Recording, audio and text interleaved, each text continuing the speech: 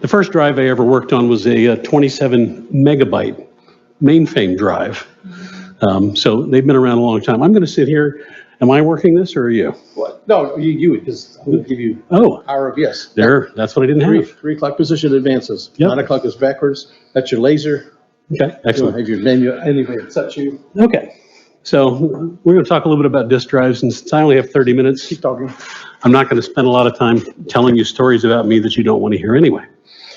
They're actually probably better than anything else I have to say, but still. How many in this room have actually had a failure of a storage device of some kind? That's a higher number than I was expecting. Okay, so the real question is, did you have any warning that it was going to happen? I'm not seeing, no one's confirming that once. How much warning? Enough to get it replaced. Okay, that's a good sign. So my real question is, would you like to know when it's going to happen? Because it turns out, once again, technology has saved us, and for the most part, the vendor marketplace has kind of chosen to ignore what's going on. So let's talk about what these devices are. Okay, we've got spinning hard drives that are both internal and external. You've got USB attached, you've got all kinds of stuff, and you've got various flavors of other things. And it turns out, really, there's only 2 kinds of data up there right now. You've got a mechanical drive, that's the older style that we're all used to, and the modern solid-state devices, which turn out to actually be probably 30 years ago, was their origins, because I remember working with them back when they called them bubble memory, a term probably nobody's even heard of. But really what it comes down to is that bottom line right there. All of these devices have firmware in them. There's a card, there's literally a computer inside the storage device that helps manage the storage device. It's completely dedicated to that. The good news is we don't have to install Windows on it, so therefore it can't break. The better news is, as long as there's power to the device, it's working just fine. So everything with firmware, okay? That's what lies behind this. So these are some statistics that I stole from a cloud storage vendor out there. And I did that because they've been doing this for a while. So they've been collecting detailed statistics since 2011. They currently have about 60,000 spinning drives right now, built-in storage pods. I could give you a commercial about them, but I won't bother. The thing that I like is they don't have a vested interest in anything except helping themselves survive the problems they have with their own disk drives. So what they determined is AFR, which they term to be annual failure rate, is in this case 5.1% at 18 months. So out of any 100 people, and I don't know what the count in this room, probably about 40. So imagine, 2.5 times this room, 5 people out of that room are going to lose a drive in 18 months. Okay?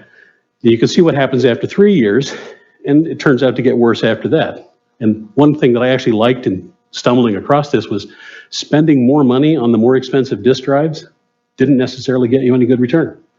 So a consumer quality drive is certainly as good as the stuff that they charge more for what they call enterprise drives for large corporations, which can cost $100 more than a retail drive. So a lot more money, no real value. So here's the new standard. Solid state devices, this is what we're all dealing with. The great thing about them is they are way faster, okay? A lot quicker, so you can plug a solid state device into an older machine, and that machine will perform a lot better than it used to, just for that reason, without weekly, monthly, yearly runs of trying to compress and reallocate your drive, squeeze that drive space down. So you don't have to deal with any of that issue anymore. But they do have one disadvantage, according to this same storage company. Spinning drives, when they fail, they kind of fail like a tire going flat. Whereas all of a sudden things don't feel right, but you got a little bit of time before it goes completely flat, usually. I'm not dealing with blowouts at the moment, just dealing with a slow leak. The SSD devices, on the other hand, tend to fail immediately. Once they fail, they're gone and you're not getting them back. There's no way to recover data. You can't send it off typically to a data storage company where they can remount the platters in something else and get your data off. So although it's a good news thing, there's a bad news. When it dies, it really dies. There is something up here called write cycle exhaustion. And I want to mention it simply because the bad news is that it's a guarantee that every one of your SSD devices will eventually fail. But that's like saying every car in the world is eventually going to die, because it's true. It's automatically true. But in this case, it's programmed into the way the device is defined, or the way the device is built. In that roughly about an average right now of about 19 years of writing data, and it will get tired, and it won't be able to write data reliably anymore. The good news about 19 years is if any of us have a computer that lasts 19 years, I guarantee you Windows will have destroyed our data long before that happened. So we're probably in pretty good shape. So I really throw that out there to help you understand if somebody says, hey, all solid state devices are eventually going to die, you can say, yeah, but I'm probably going to outlive them. Okay, so I'm not worried too much about that. It does exist. So it's, again, it's a sort of a good news, bad news. But this is the thing I really liked. Okay, just to know the fact that once that device starts to fail, it's going to go very quickly and there's not much you can do about it. However, the solution is this thing called SMART. And I mentioned all these storage devices have firmware built into them. That's where the SMART code is running. So the good news is there's a little computer inside your storage device that's doing a lot of work for you. The sort of bad news side of that is the code that's in there was written by the vendor. So all vendors, you know what happens when they have a standard, right? You have this device that you can see right here. We can all see the same thing, but everybody's perspective of it is slightly different. And so everybody's ability to write code to that standard, for some people it's going to look like a globe, for some people it's going to look like a cube. So you get some variance in the way the vendors do things. It's unfortunate, but it's part and parcel of being human. The good news is it's there, okay, and we can make use of it. So what I'm looking for is a tool that's going to help me make sense out of all that. There are a handful of tools out there that actually do this stuff, and you probably have heard, some of the folks I know I was talking with you earlier are aware of the existence of this thing called SMART. The question is, how are we able to leverage the data that is being collected for us? And most of the tools that are out there are typical geek tools. If you're a Linux system administrator, you'll love most of what you find. For the real world folks, or for the folks who basically say, look, I just want it to work. I don't want to become an expert at something else. I just want it to work, okay? This is the tool that I stumbled into probably almost 3 years ago now. And courtesy of mentioning it to a friend who happens to be in the audience today, earlier this year, who tripped over it, as I recommended, he kind of tripped around it for a while and said, hey, this is really cool. I'm going to tell you a little bit more about it. One of the things I like about it is, for those of us who have old machines here, this thing will actually run on Windows NT. And it'll run on everything but I think 95, 3, and 3.1. It runs, because it doesn't use Microsoft.NET, it doesn't use Java, it doesn't use any built-in libraries, redistributable libraries. It's all self-contained. All the code comes from there. And so it runs on everything, including, in fact, there are free versions for Linux and DOS if you actually really care about those. One of the things I care about as a Uber geek is there's a portable version too. So portable is nice. You walk around with the USB key, plug it into the machine, test out the drive, and walk away. Don't use a license. So I'm just going to give you a quick tour of it. Installation is pretty standard. If you've installed anything, you can install this. It's not a problem. Hopefully everybody here is running with Windows security account elevation required. So when you go to do the install, it's going to ask you, should this program be allowed to install here? If you're not getting that prompt that says yes or no, please ask somebody to set that up for you and show you how to use it, because it's the one thing that'll save you from those website drive-bys that want to install stuff on your machine that you won't like, as opposed to the ones that merely tell you they did something. Okay, it's sneaky, but they haven't done any damage yet. So as he says, close the browser, move on, you're probably okay. But the security account elevation trick that makes software request your permission can't be bypassed unless you turn it off. So get past the install, and the next thing this thing is going to do is going to show up with a picture of your drive. It's a very simple picture. This area right here focuses on the physical disks that it sees attached to your machine. Those can be internally installed, they can be externally connected via USB, they can be stuck into a memory card slot. Whatever it sees, it will identify and let you know. It will also identify, in the case of the physical drives, logical drives. Okay, so this here you see C and E, logical drives, and the utilization associated with those two. Does that help? Well, that's a shame. Well, I apologize for that, but no. I apologize that I become more clear in their eyes. Believe me, it was probably better when I was just a fuzzy blob. But that's okay. So at any rate, back to this. This is the section I kind of want you to pay attention to, because this is already a little bit geeky, but not too bad, because basically I can deal with a simple list. I can deal with this area that I'm going to talk about in a second, and I can deal with this chart, okay? It's measuring health, and you can see in this particular case, that particular drive has come up with 100% the entire time. So in this case, a flat line is a good thing. I don't know if I'll say that too many years from now, but still. So we have this changing health, which hasn't changed. Here's a close-up view of this, where you can see now that really what it's saying is performance from what it detects, better use of the word, is excellent, health is excellent, and it just simply says the hard disk status is perfect. Problematic or weak sectors were not found, and there are no spin-up or data transfer errors, no actions needed. Okay, that's a nice, succinct summary. You will see this window by default, this entire window here, by default, every time you boot, you'll close it and it'll disappear. You won't see it again. And you can even turn that off if you find that annoying, okay? But it's just a reminder, hey, I'm here, I'm doing this stuff, and it gets better from here, okay? I'll give you a quick tour of a couple of the other tabs. You'll notice there were tabs across the top. We started on the overview tab. So here's the temperature tab. Just gonna give you a quick peek at what's happening. And once again, for all of the data that it has been able to collect back to the date you installed it, it'll chart it, storing that in a series of flat file databases on the machine. So I can go back, in my case, back to the date of the original installation, and I can see what were the temperature variations, which is kind of interesting because it turned out the hottest period of my own drive, and this actually was taken from my own system, happened to be a day when I'd forgotten to turn off the heat and went out on a warm day. And my loft office got its usual toastiness, which of course affects the drive. It's like, okay, the room gets warm, the drive gets warm. That makes sense. It's a laptop, but I leave it on all the time, and it tends to get a little bit hot. Next tab, okay? So we have the smart tab that you spoke of. So all of the smart metrics that it's monitoring, and I believe there's something in the vicinity of 100.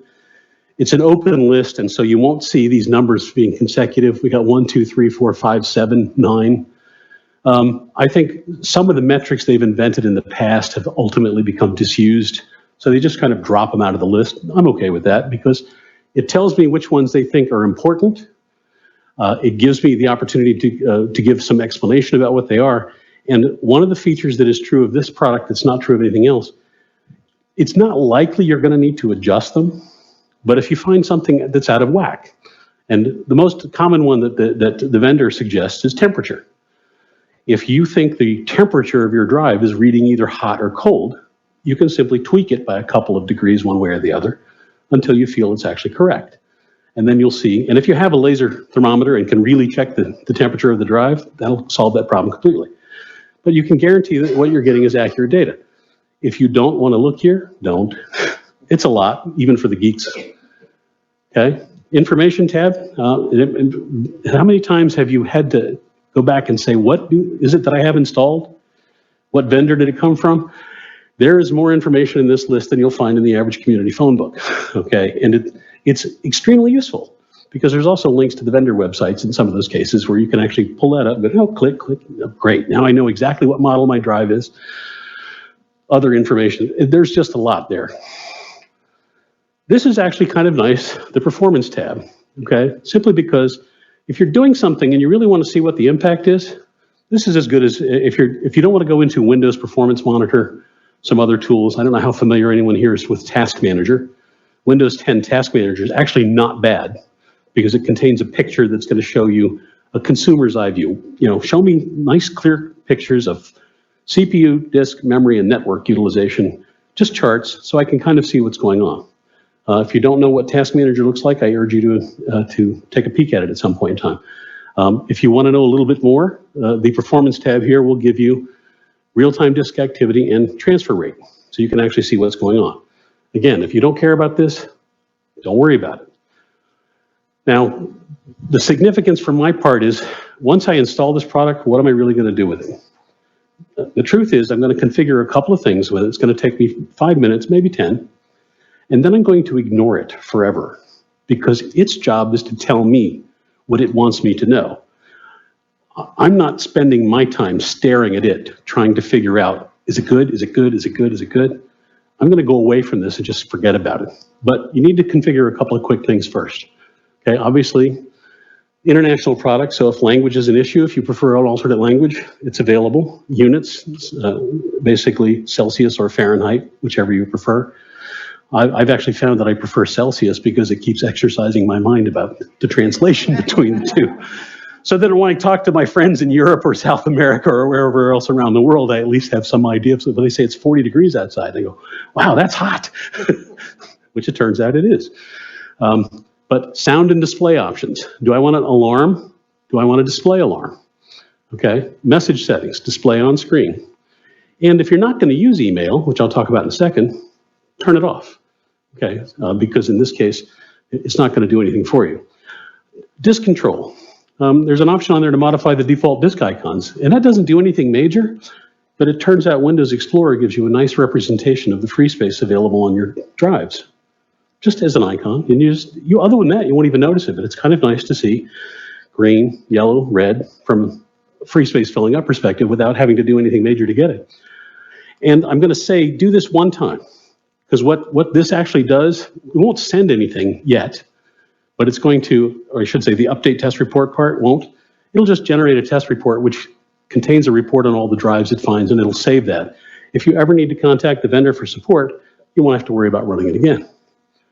So these are the options that you should set after you do the install. That's all. You don't have to mess with any of the rest of them. And by the way, the option list, all options ultimately pop up the same window, and it's just a question of which one you click on. This one here happens to be the alerts tab, as you can see there. Okay, so it's a fairly simplified setup. And two options that you might want to consider depending upon what you're doing. Okay, if you don't use email, if you don't want to use email, that's fine. If you do, set this up the same way you've set up your email client, Thunderbird, Outlook, Microsoft Mail, whatever you've done. It's a one-time setup. And if you recall the alerts box that you saw, and I'm going back a slide, okay, where you can say, do I want to send alerts on any of these things? The email setup will actually send you an email for anything it finds. I actually find this useful for a couple of reasons, one of which is, like most people, I do remote support for members of my family. So now I get a report about an issue before the person can call and tell me, I think something's going on with my drive. Okay, and so I actually like that. The second thing I'll mention, and this goes back to this SSD drive failure. It's what he calls, what Janos, the developer of this product, calls a panic backup. I've detected something going on that says, oh my gosh, I think this drive is going to fail. Now for spinning mechanical drives, that usually takes weeks. But for an SSD or flash device of any kind, it can happen fairly quickly. So what this does is it allows you to go through a couple of steps I've outlined here to define a project, to plug that project into panic backup, and then go back and configure alerts to do a panic backup. So if you have a backup device connected to your machine, and perhaps it runs on a scheduled basis anyway, once it does the panic backup, you get an immediate backup. Now that backup can launch your own. In my case, I actually use a version of Xcopy, which for the folks who've been around a while, they're going to laugh. I've had 15 different backup products. In the end, I don't trust any of them because they're all proprietary. But you know what? When it copies my data, I know I can always get it back. So you can use your own command line to copy it. You can use Acronis. You can use whatever backup product you currently have installed. Set up the command line command to do the panic backup. Target the backup device that you have. And if HD Sentinel detects an issue, that'll happen for you. You don't have to be there. And it will send you an email. So that's what I like. When I say, we're going to install this thing and we're going to forget about it. And in fact, I've given you a summary slide here. It kind of encapsulates a lot of what I just said. I won't bore you with reading it, but this is the only part of HD Sentinel I typically see. That's the icon that sits in my tray. It says my primary drive is spinning at 34 degrees. It's happy, it's healthy. And other than that, I never see anything unless I boot and that window comes up and I go, yeah, it says, okay, close it. I'm done. That's what I like. The solution exists. It's painless. I know it has me covered in a way that I didn't before because it's going to predict these failures long before they happen in the case of a mechanical disk. and fairly quickly before they happen in the case of a solid state one. We all know there are no guarantees, but I think it's a significant improvement over what we have today. Okay? And I want to point out a couple of things. I mentioned I have a colleague in the audience here today. Everybody heard the name Mr. Gabe Goldberg. I've been fortunate enough to be working with and a friend of for more years now that I can't even remember. Shows you how bad my memory is getting.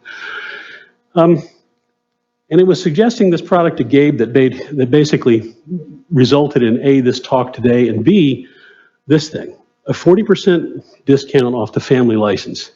Now, I bought my family license almost 3 years ago because I've got multiple machines in my house, and a 5 license pack for me made perfect sense. But courtesy of Mr. Goldberg, what we have is 40% off the family license price of $53. Okay, so your cost is $32, $6 and change per computer, and I'm going to mention this, shareable with family and friends. Because the gentleman who runs this company, he's perfectly fine with you buy a 5 license pack, you give them to whoever you want. As long as you get 5, that's all that matters. So we have at least one on the West Coast and another one on the East Coast that I know are using your licenses. All mine are in my house, but so that's a pretty good deal. For $6 and change per machine, I don't think you can beat that. In order to get that, by the way, you do need to follow this link, and there is a coupon code found on that page. Extra credit to anybody who can tell me the origin of the coupon code if and when you find it. I think Mr. Gabe will buy you a cup of coffee, and I'll reimburse him. Yeah, I'll reimburse him, don't worry. So I did want to acknowledge Gabe because I think it's one of the few products, and I've spent about half of a very long career in the vendor space as well as being on the user side. So I know what it's like to be both sides. The vendor himself is just one of the nicest people I've met, one of the fairest people I've met, puts out a quality product, and is very concerned if anyone has an issue with it. And again, you know Gabe, you'll trust his word more than mine, but ask him sometime, ask him at the break. So I refer to him simply that, an exemplary vendor in every way. Some references for those people who need trouble, or I should say who need assistance sleeping. And I'd like to say thank you and ask if there are any questions. Yes, sir. One question. One question. Nope, I forgot to push button. Can you hear me now? Yes. One question. Sometimes hard drives will experience a sector failure, and you can cross out the sector and update the directory, and the drive keeps going. Well, Does that's a Hard very Century old do anything? technology. These days, there's no modern drives now that should require you to do that. Okay. Okay. That's interesting. Second, I'll relate a story very quickly. I recently ran a diagnostic. I can't remember if it was a Windows diagnostic or a Dell diagnostic on my old 435, and it said this hard drive is about to fail. So I cloned it using Macrium, replaced it with a new drive, and made that the secondary drive. But then I found that Seagate has a program which you can download from Seagate website. It's a standalone program. I ran a fast scan, which did not fix the hard drive, and then I ran a slow scan, which took hours, after which the hard drive seemed to be okay in the sense it passed the tests. So I don't know if that's relevant to what you're talking about, but at least it eliminated the emergency condition, and some vendors do have these custom standalone programs that you can use to examine their drives and their drives only. Depending upon the drive that you have, and there is a full list on this vendor's website about what he supports, there is a surface test tool that's built into this that can actually trigger that.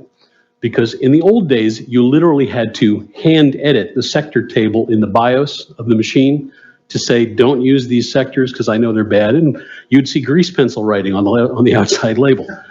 Run length limited comes to mind, and extra credit for anybody who remembers RLL drives. Okay, and I see some confused looks on a couple of people. I told you I've been around a while. Modern firmware takes care of all that inside the drive, so you shouldn't have to deal with that. If the drive detects a number of consecutive write errors to the same sector, it'll mark the sector internally in the firmware as unusable and simply shift the space to another, the data to another space. Now, what most of us don't know is if you imagine this entire wall was full of like hotel mailboxes, okay, the formatted capacity of your drive only occupies about 80 or 90% of that space. There's a bunch of open mailboxes that aren't being used.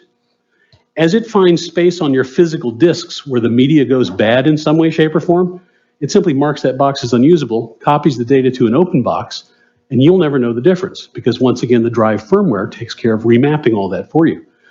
So drives are not perfect. They're just well managed, okay, underneath the covers. That's how it actually works. SSD is really not much different. If a particular cell starts to fail, the firmware in the drive will simply say, stop using that cell.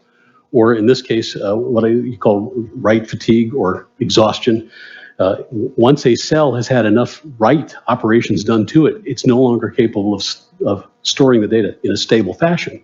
And again, the firmware will try to keep up with that. Eventually, the drive will just die because it runs out of space. Did I answer your question? Okay. Any more? Letty? With respect to the first screenshot that you showed, so if I install this product, you said you are perfect, no problems. What if you're not perfect? Start asking questions. If you have any question at all about the status of things, one of the things you should do probably right after doing the installation, shame on me for not mentioning this, is run a drive test.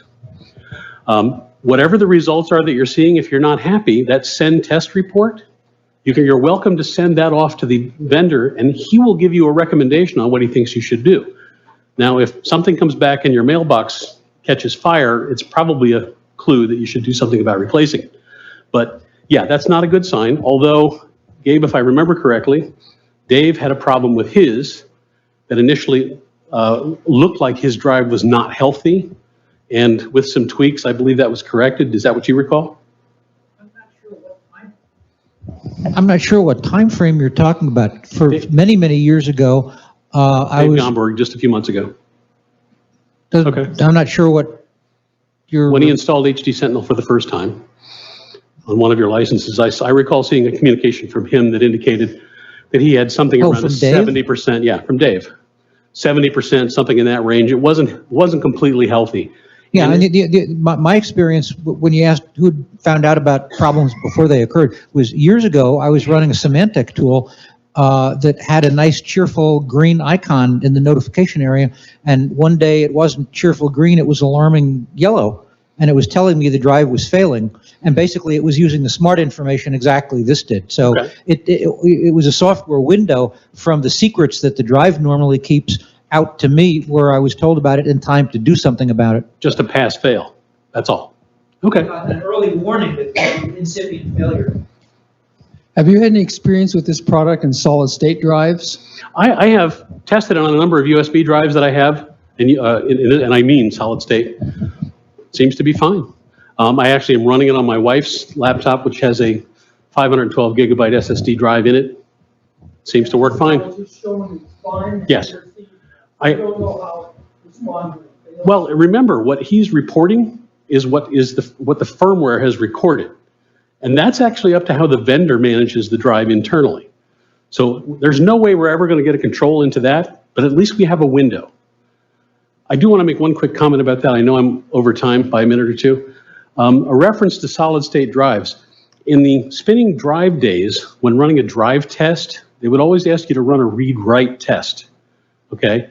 And the requirement was, can I write data and read it back and guarantee that the data I got back was exactly what I wrote? That makes perfect sense. Don't do that on a solid-state drive, because every cell on a solid-state drive has a fixed number of times it can write data to it. And so what you're doing is you're -1, -1, -1 every time you do it. However, if you run the extensive tests that are read-only, what you're going to do is you're going to cause the drive to reevaluate the state of all those cells, and the drive firmware will probably trip over the fact that it's having a problem and reallocate a sector, okay? But so running a write test on an SSE device is basically shortening its life. Running a read test may actually improve the results of things. Yes, sir. Paul, I'm probably missed it, but this will be available on the website? Yes, it is. It's the presentation, I've already provided it. You have a USB key that has a PDF there for everyone with clickable links and all that stuff. Yes, sir. Two things. One, if you could put the coupon HTTP address back up. And secondly, are all drives on cell phones SSD? all cell phones are SSD drives because they are by definition solid state memory, not spinning disk. No, actually, yeah, you did. The very first one, keep going. Right after this thing. Okay. Which way are we going? Oh, we're going, okay, keep going. And pass through configurations, yep. One more, right there. Again, this will be available on the website, so you can track it down. Mr. Howard knows exactly. This will be on our recent meetings page, along with a review that Gabe did of the product, as well as Ray's presentation. So they'll both be there, and we may extract the data about how to get the discount. The presentation is in PDF form, and those links are clickable. Mr. Gabe's review is in the PATACS org site, but in PDF form, and I don't know if it includes the link on the top. So the APCUG link at the top actually does contain a page with the coupon code and the clickable link that will get you to it, the purchase. So, Okay. thank you. Thank you, Ray.